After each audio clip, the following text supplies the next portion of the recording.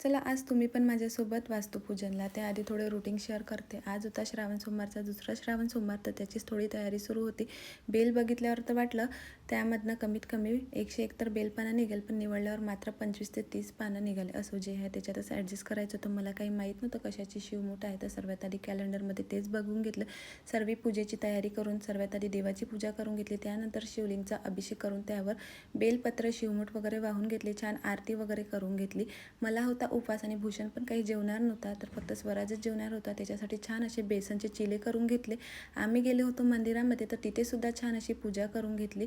त्यानंतर घरी आलो. घरी आल्यावर आज आम्हाला जायचं होतं वास्तुपूजनला, त्यासाठी होणार होतं आम्ही रेडी. तर मी घालणार होती आज साडी, तर छान मी सुद्धा रेडी होऊन गेली होती. माझी तयारी वगैरे झाल्यावर छान अशी स्वराची सुद्धा तयारी करून घेतली. त्याला सुद्धा आज असा धोती आणि कुर्ता घातला होता, तो खूप गोड गोड दिसत होता. त्यानंतर माझ्या नवऱ्याने सुद्धा आज मला मॅचिंग केलं होतं, तर आम्ही दोघांनी पण सेम घातलं होतं. आम्ही दोघं सुद्धा खूप गोड गोड दिसत होतो.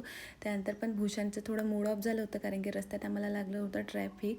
मग काय शेवटी आम्ही पोहोचलो. तिचा होता फ्लॅट, खूप छान फ्लॅट होता. पूजासुद्धा खूप छान मांडली होती तिला. त्यानंतर गिफ्ट वगैरे दिलं छान मस्त. तिथे साक्षीसुद्धा आले होते, तिच्यासोबत थोडे फोटोज व्हिडिओ काढून घेतले. असा होता आजचा दिवस. भेटूया नेक्स्ट व्हिडिओमध्ये. व्हिडिओ आवडला असेल तर लाईक शेअर सबस्क्राईब